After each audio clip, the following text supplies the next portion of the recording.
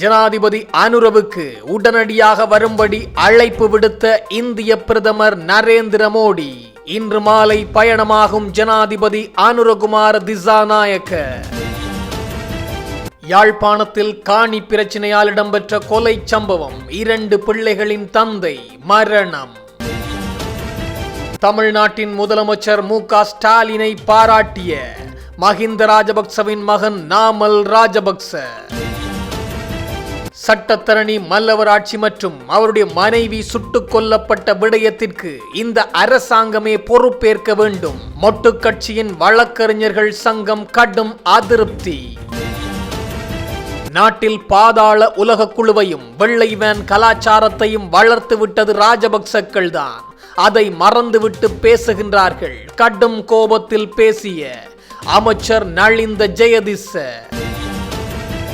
உயிர்த்த ஞாயிறு குண்டு தாக்குதல் வழக்கில் எவரையேனும் சிக்க வைத்துவிட்டு இந்த அரசாங்கம் தப்பித்துக் கொள்ள பார்க்கிறது. கடும் எச்சரிக்கை விடுத்த சட்டத்தரணி நுபான் போபகே.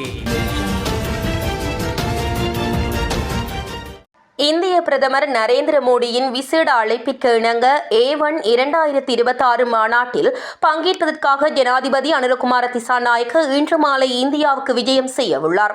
செயற்கை நுண்ணறிவை மனிதகுலத்தின் நன்மைக்காக பொறுப்புணர்வுடன் பயன்படுத்துவதை நோக்கமாக கொண்டு இந்திய பிரதமர் நரேந்திர மோடியின் தலைமையில் இந்த மாநாடு நடைபெறவுள்ளது. இந்த மாநாட்டில் ஜனாதிபதி அனுரகுமார திசாநாயக்க எதிர்வரும் 19ஆம் தேதி உரையாற்றவுள்ளார். 5 நாட்கள் நடைபெறவுள்ள இந்த மாநாட்டில் 20 நாடுகளின் அரசு தலைவர்களும் 45க்கும் மேற்பட்ட நாடுகளின் பிரதிநிதிகளும் பங்கேற்க உள்ளனர். அத்துடன் செயற்கை நுண்ணறிவு தொழில்நுட்பத்தின் எதிர்கால முன்னெடுப்புகள் மற்றும் உலகளாவிய சவால்களை முறியடிக்க அதனை எவ்வாறு பயன்படுத்தலாம் என்பது குறித்து இங்கு விரிவாக கலந்துரையாடப்பட உள்ளது. இந்த இந்திய விஜயத்தின் போது ஜனாதிபதி இந்திய பிரதமர் நரேந்திர மோடி உள்ளிட்ட பல நாட்டு தலைவர்களுடன் இருதரப்பு பேச்சுவார்த்தைகளை நடத்தவுள்ளார். நாட்டில் கடந்த காலங்களில் பாதாள உலக குழுக்களையும் வன்முறையாளர்களையும் வளர்த்துவிட்டவர்களே இன்று அரசின் மீது சேறு பூச முற்படுவதாக ஆளும் தேசிய மக்கள் சக்தி தெரிவித்துள்ளது. ஸ்ரீலங்கா பொதுஜன பெரமுனவின் பொதுச் செயலாளர் சாகர காரியவசம் முன்வைத்துள்ள குற்றச்சாட்டுகள் தொடர்பில் தேசிய மக்கள் சக்தி அமைச்சர் நளிந்த ஜெயதிச ஊடகங்களிடம் கூறுகையில், இழிவான அரசியல் இனிமேலும் மக்கள் மத்தியிலும் எடுபடாது. நாட்டை பாதாள உலக கூடாரமாக மாற்றியவர்கள் யார் என்பது இந்த நாட்டு மக்களுக்கு நன்றாக தெரியும். வெள்ளை வேன் கலாச்சாரத்தையும் பகிரங்க படுகொலைகளையும் சட்டபூர்வமாக்கிய ஒரு அரசியல் குழுவின் பிரதிநிதியாக இருந்து கொண்டு சாகர காரியவசம் இவ்வாறான கருத்துக்களை வெளியிடுவது வேடிக்கையானது என்றார். ஆனால் தற்போதைய அரசு போலீஸ் திணைக்களத்துக்கு முழுமையான சுதந்திரத்தை வழங்கியுள்ளது. அதனாலேயே கடந்த காலங்களில் அரசியல் செல்வாக்கினால் மறைக்கப்பட்ட பல குற்றச்செயல்கள் இன்று வெளிச்சத்துக்கு வருவதுடன் குற்றவாளிகள் தராதரம் பாராது கைது செய்யப்படுகின்றனர். இந்த சட்ட ரீதியான நடவடிக்கைகளை திசை திருப்பவே தேசிய மக்கள் சக்தி அரசு பாதாள உலகத்துடன் இணைந்துள்ளது என்ற அப்பட்டமான பொய்யை மொட்டு கட்சியினர் பரப்புகின்றனர். சட்டத்தரணியும் அவரின் மனைவியும் சுட்டு படுகொலை செய்யப்பட்ட சம்பவம் குறித்து விசாரணைகள் துரிதப்படுத்தப்பட்டுள்ளன. முந்தைய ஆட்சியில் நீதியை தடுத்ததை போலன்றி எமது ஆட்சியில் குற்றவாளிகள் எவராக இருந்தாலும் அவர்கள் சட்டத்தின் முன் நிறுத்தப்படுவார்கள் என்றும் அமைச்சர் கூறினார். தேர்தல் களத்தில் மக்கள் தங்களை முற்றாக நிராகரித்துவிட்டனர் என்பதை உணர்ந்துள்ள மொட்டு கட்சி இவ்வாறான அச்சமூட்டும் கதைகள் மூலம் மீண்டும் அரசியல் உயிர் பெற முயற்சிக்கின்றது. பிரதமரின் கருத்துக்களை திரிவுபடுத்தி இராணுவத்தினரை தூண்டிவிடும் இவர்களின் இழிவான அரசியல் இனிமேலும் மக்கள் மத்தியில் எடுப்படாது என்றும் அமைச்சர் நளிந்த ஜெயதிச இதன் போது மேலும் தெரிவித்தார்.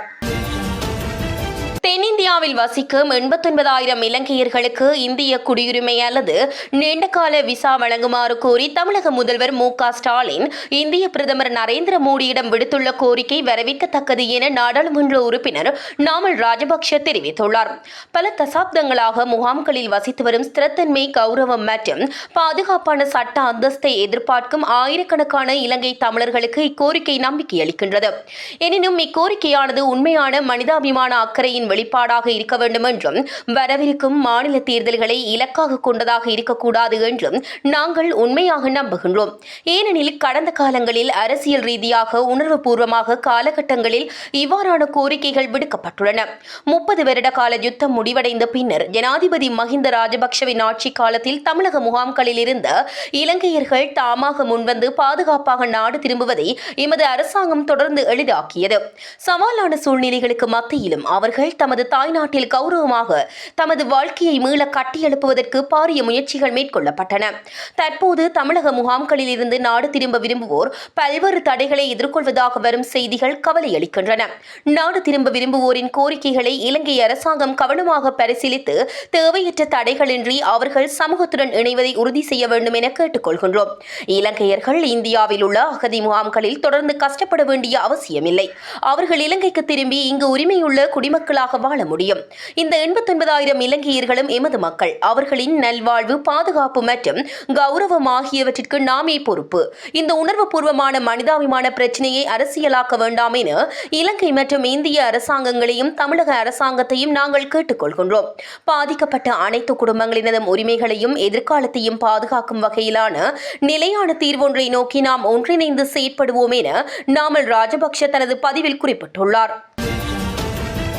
யாழில் காணி பிணக்கு காரணமாக ஒருவர் அடித்துக் கொலை செய்யப்பட்டுள்ளதுடன் ஒருவர் கைது செய்யப்பட்டுள்ளதுடன் இருவர் தலைமறைவாகியுள்ளதாக காவல்துறையினர் தெரிவித்துள்ளனர். குறித்த சம்பவம் நேற்று திங்கட்கிழமை மாலை யாழ்ப்பாணம் கோப்பாய் தேசிய கல்வியியற் கல்லூரிக்கு அருகாமையில் உள்ள பகுதியில் இடம்பெற்றுள்ளது. 59 வயதான இரு பிள்ளைகளின் தந்தை இவ்வாறு அடித்துக் கொல்லப்பட்டுள்ளார். சம்பவம் தொடர்பில் தெரிய வருவதாவது, குறித்த நபர் நேற்று திங்கட்கிழமை மாலை வேளை தனது தோட்டக்காணிக்கு நீர் பாய்ச்சிக் கொண்டிருந்த சமயம் அருகில் இருந்த வீட்டு நபர்கள் காணி பிரச்சினை தொடர்பில் முரண்பட்டுள்ளனர். முரண்பாடு முற்றிய நிலையில் மண்வெட்டியால் குறித்த நபர் மீது தாக்கியதில் பிடரி பகுதியில் குருதி வெளியேறிய நிலையில் சம்பவ இடத்திலேயே உயிரிழந்துள்ளார். தாக்குதலை மேற்கொண்ட கொலையாளிகள் ஒரே குடும்பத்தை சேர்ந்தவர்கள் என ஆரம்பகட்ட விசாரணைகளில் தெரியவந்துள்ள நிலையில் ஒருவர் காவல்துறையினரால் கைது செய்யப்பட்ட நிலையில் ஏனைய இருவரும் தலைமறைவாகியுள்ளனர். சம்பவம் தொடர்பில் கோப்பாய் காவல்துறையினர் மேலதிக விசாரணைகளை மேற்கொண்டு வருகின்றனர். சமீபத்தில் அக்குரேகுடவில் வழக்கறிஞர் புத்திக மல்லவராட்சி மற்றும் அவரது மனைவி சுட்டுக் கொல்லப்பட்டது தொடர்பாக SLPP வழக்கறிஞர்கள் சங்கம் ஒரு அறிக்கையை வெளியிட்டுள்ளது. அதில் தற்போதைய அரசாங்கம் நாட்டின் தேசிய பாதுகாப்பையும் பொது பாதுகாப்பையும் கடுமையாக குறைமதிப்பிற்கு உட்படுத்தியுள்ளது என்று அவர்கள் கூறியுள்ளனர். சம்பவம் நடந்த மிக குறுகிய காலத்திற்குள் எந்த விசாரணையும் இல்லாமல் சம்பவத்தை பாதாள உலகத்துடன் தொடர்புபடுத்துவதன் மூலம் சம்பவத்தை ஒரு சாதாரண நிகழ்வாக மாற்ற அரசாங்கம் முயற்சிப்பதாக SLPP வழக்கறிஞர்கள் குற்றம் சாட்டியுள்ளனர். தாய்நாட்டின் தேசிய பாதுகாப்பை பாதுகாப்பதும் மக்களின் உயிர்களை பாதுகாப்பதும் அரசாங்கத்தின் தனித்துவமான மற்றும் முதன்மையான பொறுப்பு என்பதை சுட்டிக்காட்டிய SLPP வழக்கறிஞர்கள் சங்கம் அரசாங்கம் வேண்டுமென்றே அல்லது திறமையின்மை மற்றும் வேறு சில அரசியல் நோக்கங்களால் அந்த பொறுப்புகளை தட்டி கழித்துள்ளதாக கூறியுள்ளது. வடக்கிலிருந்து தெற்கு வரையிலும் கிழக்கிலிருந்து மேற்கு வரையிலும் அச்சம் மற்றும் சந்தேகம் இல்லாமல் சுதந்திரமாக வாழ வழிவகுத்த 3 தசாப்த கால யுத்த நிலையை முடிவுக்கு கொண்டு வந்த தலைவர்கள் இந்த துயரமான சூழ்நிலையால் மிகவும் அதிர்ச்சி அடைந்துள்ளதாக சுட்டிக்காட்டியுள்ள ஸ்ரீலங்கா பொதுஜன பெரமுன வழக்கறிஞர்கள் சங்கம் நாடு மீண்டும் ஒரு சர்வாதிகார நிலையை நோக்கி நகர்ந்து கொண்டிருக்கும் சூழ்நிலையாக இது பார்க்கப்படுவதாக கூறியுள்ளது.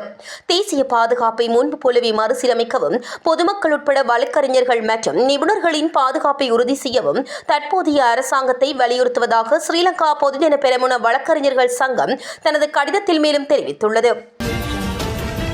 உயிர்த்த ஞாயிறு தாக்குதல் நடத்தப்பட்டு எதிர்வரும் ஏப்ரல் மாதம் 21ஆம் தேதியுடன் 6 ஆண்டுகள் நிறைவடைந்துள்ள நிலையில் அதற்கு முன்னர் எவரையாவது ஒருவரை குற்றவாளியாக காட்டி வழக்கை தீர்க்க அரசாங்கம் முயற்சிப்பதாக மக்கள் போராட்ட முன்னணியின் உறுப்பினர் சட்டத்தரணி நுவன் போபகே தெரிவித்துள்ளார்.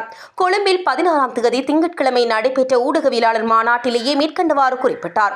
அங்கு அவர் மேலும் தெரிவிக்கையில், முன்னாள் ஜனாதிபதி கோட்டாபாய ராஜபக்ஷவை போன்று தற்போதைய அரசாங்கமும் உயிர்த்த ஞாயிறு தாக்குதலை அரசியல் ரீதியாக விற்பனை செய்து ஆட்சிக்கு வந்தார்கள். இவர்கள் தாக்குதலின் பின்னணியில் உள்ள உண்மையான குற்றவாளிகளையும் சூத்திரதாரிகளையும் வெளிப்படுத்துவோம் என்று வாக்குறுதிகளை வழங்கியே ஆட்சிக்கு வந்தனர். ஆனால் இன்று வரை அது பற்றிய எந்த ஒரு அறிக்கையும் வெளிவிடவில்லை. ஞாயிறு தாக்குதல் குறித்து விசாரணை செய்த ஜனாதிபதி ஆணைக்குழுவின் விசேட அறிக்கை கடந்த கால அரசாங்கங்களைப் போல் தற்போதைய அரசாங்கமும் சரியான முறையில் வெளியிடுவதில்லை. இந்த அறிக்கை வெளியிடப்படாமைக்கு இந்தியாவின் அழுத்தம் காரணமா அல்லது நாட்டின் உயர்மட்ட போலீஸ் அதிகாரிகள் மற்றும் அரசியல்வாதிகளின் செல்வாக்கு காரணமா என்று தெரியவில்லை. இந்த விடயத்தில் கர்தினால் மெல்கம் ரஞ்சித் மற்றும் கத்தோலிக்க மக்கள் பல வருடங்களாக இதற்கு ஒரு முறையான தீர்வு வேண்டும் என்று போராடினார்கள். ஆனால் எதிர்வரும் 21ஆம் தேதிக்கு முன்னர் இந்த விடயத்தில் ஒரு தீர்ப்பை பெறுவதற்காக அரசாங்கம் அவசரமாக செயற்பட்டு வருகின்றது.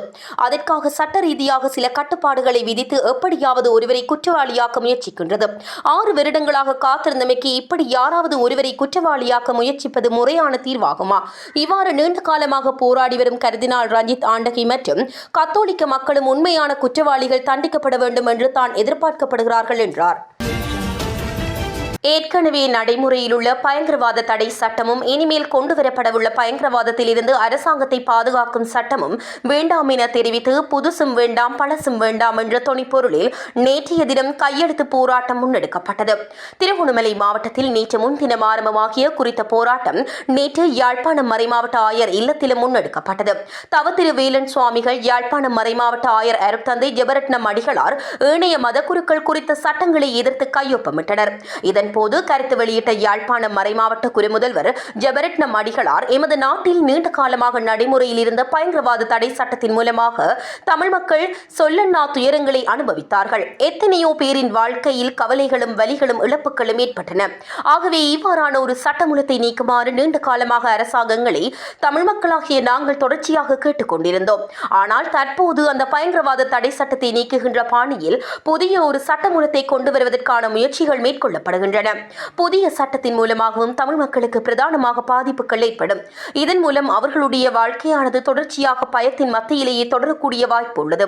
மக்கள் அனைவரும் சுதந்திரமாகவும் நிம்மதியாகவும் அமைதியாகவும் பயமில்லாமலும் வாழக்கூடிய நிலைமையை ஏற்படுத்துவதற்கு பழைய பயங்கரவாத தடை சட்டத்தை நீக்கிவிட்டு புதிதாக இந்த சட்டமூலத்தையும் அறிமுகம் செய்ய வேண்டாம் என்ற கோரிக்கையை அரசாங்கத்திடமும் நீதி அமைச்சரிடமும் தமிழ் மக்களாகிய நாங்கள் முன்வைத்திருக்கின்றோம். எமது இந்த கோரிக்கையை அரசாங்கமானது ஏற்று தமிழ் மக்களுடைய அபிலாஷைகளை பூர்த்தி செய்து தமிழ் மக்கள் சுதந்திரமாக வாழக்கூடிய நிலையை இந்த நாட்டில் ஏற்படுத்த வேண்டும் என்றார்.